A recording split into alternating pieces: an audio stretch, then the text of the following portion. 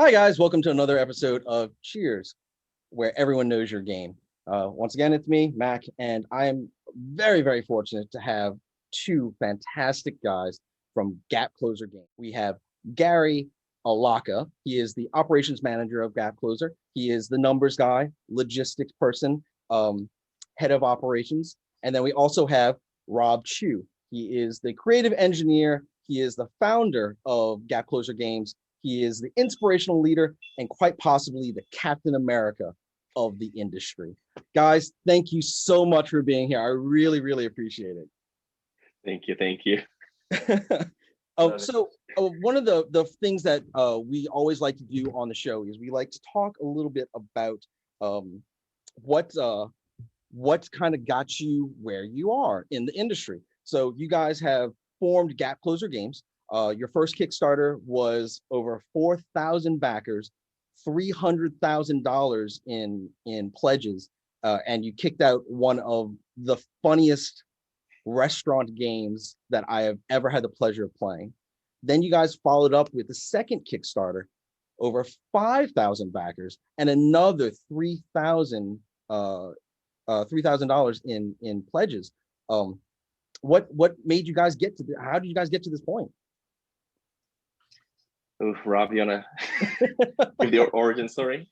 Yeah, no, it was a long journey, and our second expansion made even more than $3,000. Oh, but I think yes, made up to 300,000 or something like that. Oh yes, $300,000. I'm so sorry. No, but I mean, you're not wrong. We did do more than 3,000, and we're thankful for that. Yeah, what a journey. Yeah, I guess for anyone watching, I don't know if you sit here and like, wow, these are three really handsome looking board game celebrities. Yeah, totally. It's not like that. We are, I guess I can't speak for Mac, but me and Gary were just friends who like board games. And it started with me. I was in college. I went to UCLA, and long story short, I like to bring people together. I was a tennis coach at the time, and I use sports to get people together. Not everyone's athletic though, and that's okay. But my girlfriend at the time, who eventually became my wife. We're expecting in a few weeks. She was like, "Can we do?" Thank you.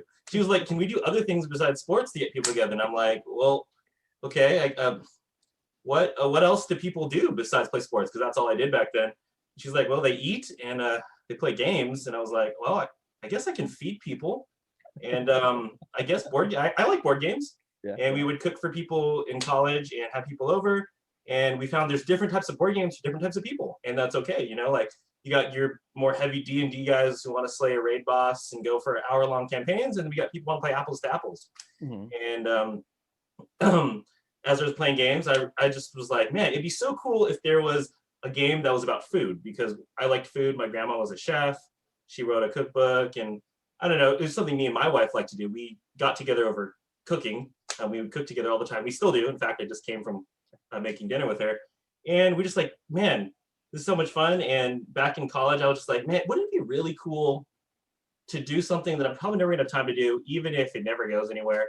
So I just thought, I'm gonna try to make a board game, and it was on the back of my college lecture slide notes. I mean, it was literally, I would go to class and I would just cut it out, the slides, and I would the original coins were like pennies and nickels. It was literally in my tennis shoebox. And so pretty much that's how it began. Later on, our friend Audrey, I don't know how I got her to play. I think we're just talking. She's like, "Well, what have you been up to?" And I'm like, "Well, one of the things for fun, I made a board game, which is kind of random. So let's play." And I'm like, "Yeah, okay. It might suck, but we can play it." And then she played it, and she really liked it. And I was like, "Okay, cool. Well, whatever." And then from time to time, I'd play it. And then she comes back, and she's like, "Can I draw this?" Because she was in art school, and I'm like, "Oh, yeah. I mean, here." So I gave her the box. Didn't see it for, I don't know, a few years. She comes back a few years later, and it's like, "I made this." And I'm like, "I'm sorry, what? You made this?" And well, then we realized we might have a future there. We talked to different people. Some people joined the team, starting with Jeff, and then I think it was John King, who's not here with us, and then Gary was the last of the Infinity Stones. There you go, man. There you go. So yeah. No, that's fantastic. No, I have to say, like, one of my favorite thing, I think, in the world is food. I feel like in a past life, I was either a very large person or the entire continent of China. One of the two, because I eat so voraciously, it's ridiculous. But I was really impressed when I first got a chance to check out your game that you guys have some really legit recipes, and like they're impressive. Like the Escovitch fish, that's fantastic. Panipuri chat, that's great. Bimbop, you can't go wrong with that. Japchae, sang paneer. Now this one though, this is the one that got me. Aki and saltfish. This is a tough one because Aki fruit is banned by the FDA since 1973 because it is toxic and can cause increase in hypoglycemia in people that eat it unprepared correctly. But this is a basic recipe. So I'm wondering, I'm just saying, guys, I think you guys are underselling the talent required for this dish. Saying this should be a gourmet course right there. But no, it's really fantastic. Like you guys really put a lot of effort into representing different cultures, cuisines, which I truly appreciate because that's one of my big passions outside of doing this. What brought about that? Is it your love of cooking, Rob, or was it like the team getting together? It's like, man, what are we gonna get for takeout? Let's do this, and that would be a great dish. Yeah, maybe I get started and then Gary can comment. I mean, when I created this game, I knew that if I was going to make a game, all things being equal, I think it would be fun to have some diversity. We tried, ethnically, and just there's no political agenda, just because it's fun, and you can't do cooking. And I don't want to do a cooking game that's all American or all Chinese food, or I mean, be okay. But if we're rival restaurants, we want to have all kinds of restaurants, and I just think it's fun. As you know, we try to offend everyone equally with our puns and stereotypes. We just, I think we just want people to laugh a little bit, and we just thought it'd be fun to have different cultures represented. And I don't know, Gary, you want to comment on that?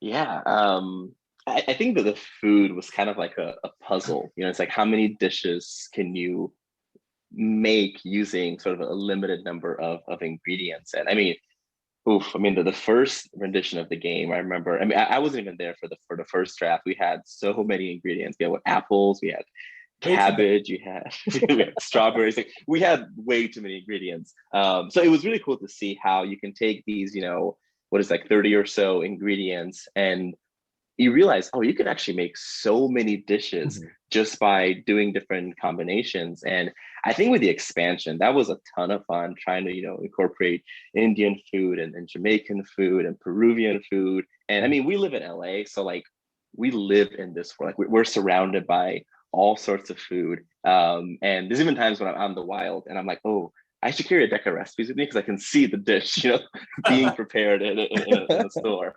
But yeah, so I think it was important for us to have just a bunch of variety. And I mean, it's food. Everyone loves food.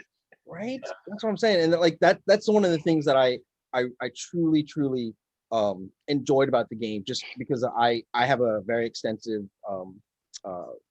service industry culinary background before I did this. And it was just so refreshing to see other dishes that are not the norm, And I know, right? Right. And it makes the typical gamer that I have that comes to our shop, they might play the board game. It's like, man, that looks really cool. I want to try that one day. And, as a side, you guys might have sparked some culinary interest in gamers, which, hey, that beats Taco Bell and Mountain Dew. So you're winning the war right there, No, that's fantastic. Awesome. Yeah, that's awesome. Like for me, like my wife and I love to cook, and just for fun, and we're watching, at least in the base game, I haven't checked for the expansion, but my wife and I have made most of the things. Really? Oh, that's awesome. Yeah. If I had time, I would go through the pictures. I've taken a lot of the pictures, but most of them we've done. And so like just recently, like for Christmas, we just did souvlaki, which is Greek recipe. And so in fact, in some of these restaurants, at least for me, some of these recipes were inspired by some local restaurants that I really love. that were a part of it. And so I just think it's cool, like sharing with people. Like there's nothing wrong with eating hamburgers and steak, and but I think it's cool to kind of explore other cuisines. And definitely some of them were like brand new. Like I admittedly I knew like nothing about Jamaican food. I knew jerk chicken, and yeah, Gary found something called Rasta pasta, which is my favorite. I won't lie that I've never seen that before, but it looks pretty dope. So I won't lie. I would totally eat it. Totally eat it. I totally eat it. But no, that's also, I want to touch upon a little something where you talked earlier about how you love to bring people together, and you did that, Rob, through sports normally, but then you decided, hey, I want to bring people together. How else can I do that for, people to be more inclusive that isn't just physical things? And I think that that's really interesting because you also use that as your mission statement for your company, a way to bring, a 10-year-old child, an older kid that's gone to college, and parents together at the table together doing something that isn't just, to placate one person. It's to entertain all of them. Do you guys feel like board games, especially with the pandemic going on, is the key to doing that, to bringing people back to the table? Because usually people are so stuck in their media devices and things like that, there's no time for people to spend together. And now that they're more forced to spend together, do you think board games is really kind of ushering that more back into favor? Yeah, I definitely think that there has been some of that, especially with like nuclear families or people you live with. A lot of my friends and family or people we knew, like they're just stuck in their home. I mean, because things are opening up a little bit more now, but your own for a long period of time, all you can really hang out with people around you. And yes, there's video games, and I like to play those too, and movies. But board games, I think, offer something really unique and different.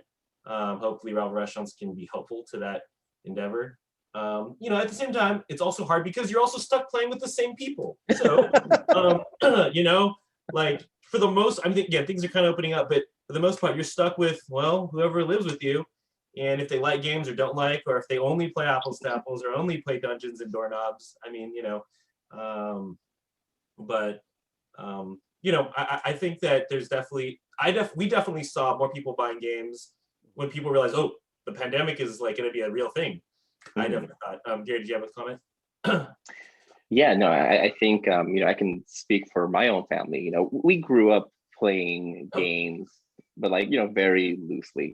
We're talking kind of the more mainstream games, Monopoly, Scrabble, things of that nature. And then I didn't really get into hobby board gaming until college, and like Catan was kind of like my introduction into the hobby. And it's funny because now like my mom plays games, like to a point where anytime I see her, she's like, oh, we're gonna play a game. I'm like, yeah, yes, that's I awesome. guess we will. But I think about that, it's like, oh, she never really played games until probably 5-6 years ago. And now it's become such a part of our time together that it's like it's like me, my mom, and then my nephew like at a table playing, and games like Rival Restaurants, right, that can sort of bridge that gap between different age groups, different people groups, are definitely something that I think has been super important, super valuable, especially during this pandemic, to allow people to to come together, to laugh together, and not to feel so alone, even when they're surrounded by people. No, that's I know I can just add one more comment. Like something yes. that I think is really great about games, or like it's been helpful during this time, is like, like especially like before the pandemic, people were able to, mom and dad or whatever, be more separated because they're at work or the kids are at school. But now you're like a few feet away, sometimes the same room. Right. And after you're done with your work or your school, it's like you're still right next to them. And there wasn't that ability. I'm not gonna say the word hide, but it's easier to be more separate. And I think with like people felt this desire to reconnect, and it's like, well, what do we do? And there's a lot of things, but board games I think has been a great tool for a lot, because you have to sit at the same table, you have to look at the same, usually non-digitally things, talk about ideas. Right. And I think it's really cool. Like I like how Gary mentioned his mom, because my wife's mom, they're from Hong Kong, and their heart language is Chinese. And so they was really serious. They never played games, but we slowly worked in board games like Quirkle that are language independent, and then we got to Seven Wonders, and Now we play like Murder Deception in Hong Kong and like all these. Oh wow. And now it's just like that. We're like, oh, did you bring games? And I'm like, no, why did you bring games? And I'm like, is that a thing now? Okay. So I think there's a lot of benefits. So Oh, absolutely, man. And like once again, like I said, I really gravitate towards your mission statement. That is something that we here at Go for Games have really valued with the game industry, is that it is a way to bring people together in a very inclusive space. That's really important for us. And I just really thought it was amazing that you guys, a publisher such as yourselves, have really put that in the core of what you guys are and what you produce. Speaking of the core of what you guys produce, your core group is extremely diverse, which I find is, you know, not the norm, but is becoming more prevalent in our industry. How do you feel about the industry being the way that it is and having more diversity to it? Yeah, I can speak to that. I think like many industries that are kind of, you know, older, they tend to be, it's harder to break into industries that are older through sort of the traditional channels of, you know, going through, you know, distribution to get into retail, and that becomes, you know, your primary mode of sales. I mean, I would say like Kickstarter for sure, right? That this whole notion of crowdfunding has completely transformed, I think, the space, and we're seeing it right in the games that are coming out, the themes that are coming out. Like, don't get me wrong, I love a good Euro, and you know, I don't mind playing, you know, trading spice in the Mediterranean, but you know, there's more themes out there that exist, and I think as we see a more diverse group of designers and publishers and artists enter the space, right, that's going to invite in a more diverse group of gamers as well, and then that then, you know, brings in more designers and publishers, and we're seeing, I think, the space transform in a great way. And I think, you know, for us, like, I mean, I can maybe speak for myself. Like, I never really thought of myself as a board gamer. In fact, I don't even think I realized that, you know, conventions existed, or that, you know, like what local game stores were. I just kind of knew, yeah, board games are a thing, and I'll play them. And diving into that space, you know, I'm not gonna lie, you know, we definitely stand out when we go to places. But we've been, I think, really blessed that we've been, you know, just welcomed everywhere we've gone. And I think, you know, we've met a lot of people and made a lot of good, you know, friendships in the process. And I think that, like any industry, right, it's there's going to be some of that friction as it starts to change. But I do believe it is moving in the right direction. I think people are going to benefit from it, and the games are, you know, benefiting from it as well. Oh no, absolutely. I was really proud of Eric Lang. Eric Lang, who's one of the top designers for Fantasy Flight, and he kind of spoke about diversity in the industry and how he's wishing for it to progress further. And like companies like yourselves, publishers like yourselves, are really kind of there on the forefront. And once again, I think that's fantastic. So speaking of your publishing company, Rival Restaurants, highly successful. We can't get enough of it here. We've sold through almost all of our copies physically in store. We are looking to get more. What is next on the horizon for you guys? We're opening a restaurant. No, I'm just kidding. Yes, where you can come and battle it out with your friends. All right. What's have any next? other projects exclusive, I mean, or Cheers? Can we share haven't. here? Yeah, we haven't actually officially announced anything, but you know, we're going to talk about it. We're gonna talk about it. Like, enough. you know what? Let's talk about it. People have put the time in to watch this great show, they're gonna benefit, and they'll learn what, like just a few days earlier, whatever. Yeah, this is the first look. Oh, all right, guys. Look, we are pressuring them, high-powered philanthropist publishers here, high-powered philanthropist publishers, to give us the goods. So, guys, give us the goods. All right, you want me to lead off here? You want to? Yeah. All right. So we are. Well, we're hoping this year to launch a new game that we're planning probably for Kickstarter. and it's going to be completely different. And I don't want to give away too many details, but if I'm going to give away the basics, can I give away the basics here? Yes. Sorry, I'm gonna. All right. Well, if Gary says no, I'll just have me edit out. This game is going to be called Illiterati, and it's like Illuminati but illiteracy. The basic premise is it is going to be a co-op, real-time word game, and I think one of the first. I don't know. I mean, at least the newest one, at least the day it comes out, I guess. But it's going to be a game where basically you're going to go against different villains who are basically part of a shadowy organization, like who want to destroy literacy because reading is hard.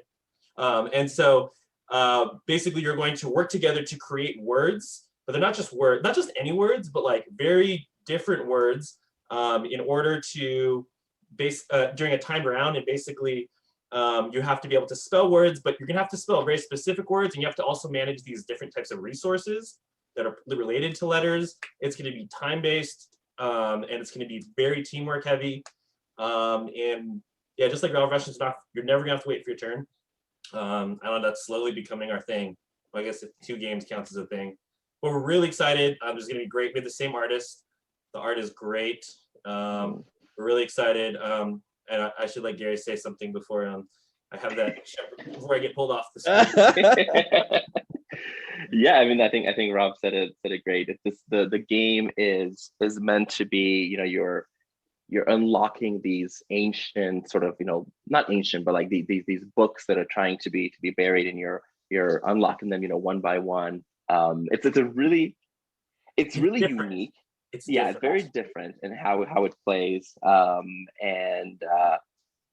Yeah, I mean, I'm super excited. I play it solo, probably more than most people on the team now, that I have a set with me. But yeah, it's the kind of word game where it forces you to spell words you don't usually use or spell in most games. And then you kind of makes you be like, okay, I got to learn more words that have V's in them, or that have, D's and R's in them. Like it kind of just, it makes your mind think differently than the other word games out there. So we're excited. Oh no, that's fantastic. Yeah, like to give you a little tease, like one example is you can't just create any words. You also have to to basically create recipes. Sounds like gravel restaurants. There might be some like mission where you have to spell out types of transportation. But because of the limits of resource and stuff, like I was playing a game with some playtesters, and some people did car, boat, someone did minecart, someone did like so random, someone did ice cream truck, because they had to, because of the other parameters, they had to do it. And so it makes you think of weird, you're like, oh yeah, I guess that's a way to transport people, a minecart, sure. And there's a lot of those. So it's not just a game for people who are good at the slow Scrabble games, which you also have to think quick and you got to work together. It's more than just a word game, but I think it will interest word gamers, and it can both be fairly casual, but there's a fair amount of depth. We're really excited. And if you like books, just like Raul Restaurants, we're full of puns. There's so many book puns and book jokes, and yeah, and you may see some crossover. So. Oh. I feel like, what is his name? Pork Knuckles is going to be a bad guy. I think so, maybe. Yeah. But no, that's so awesome. I love the idea of that I love games that scratch that itch, that is not just I mashed somebody's face into the dirt, or I was able to collect all the things and no one was able to collect any of the things. I love that kind of mental scratch that you get. So that sounds really awesome. Don't forget, Go for Gamers. You guys need to definitely back that Kickstarter. And if you don't, then Rob's going to come after you. Be careful. Be careful. But yes, we will also, I hope you guys will have a retail level, because we definitely want to support that too here in the shop. I'm super excited to hear more news about this. So as a custom on Cheers, we always like to talk about what is your game. So I know that Gary, you said earlier that you kind of dipped your toe in with Catan, And then Rob, you said that you played a couple of different games here and there. What was your favorite game though in your experiences? Like you played them through and like, man, this is the game that gets me. Ooh, just one. Your favorite? Yeah, just one. Just one. I would talk to you guys forever, but yeah, just one. Sure. Oh man, well, I mean, right now my favorite game that Gary just got me. I mean, it has to be Unfair. I love that game. I love amusement parks. The way I game, by the way, if you guys want new ways to make board games fun, me and my wife, we always play board games. We pick a Spotify playlist, or I make one in advance that fits the theme we're playing. So we were playing Unfair. You build an amusement park. I was playing Disneyland music, and then we played again because we liked it so much, and we played Universal Studios. When we were playing this Big Book of Madness, which is like Harry Potter, I played the Harry Potter playlist. So I don't know. That's just me and my wife being trying to be as immersive and nerdy as possible. No, that's dope. It's awesome. So, anyways, but I'd have to say right now, I mean, I just bought the expansion. We liked it so much. Just played it 2 days ago.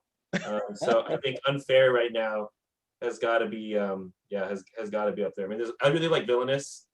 This is really like good. Through the Ages, and anyways, I'm cheating now. So, but yeah. And what about you, Gary? Oof. It's like it's kind of answer that changes every time I play a new game. Is it still Wingspan? Cacao? So Wingspan is probably up there mostly because my family plays it, and I enjoy it. Like I will never turn down a game of Wingspan if someone asks to play. I think the game that I look forward to playing the most, but don't get to play very often, if at all, is right now it's Heaven and Ale. That's one that, and I think it's also because like I haven't played that many games where I can be like, oh, I've seen every mechanism. And that game to me has, the most unique ways of movement around the board and the way you score points, the way you gather resources, that I'm just so impressed with how well it works.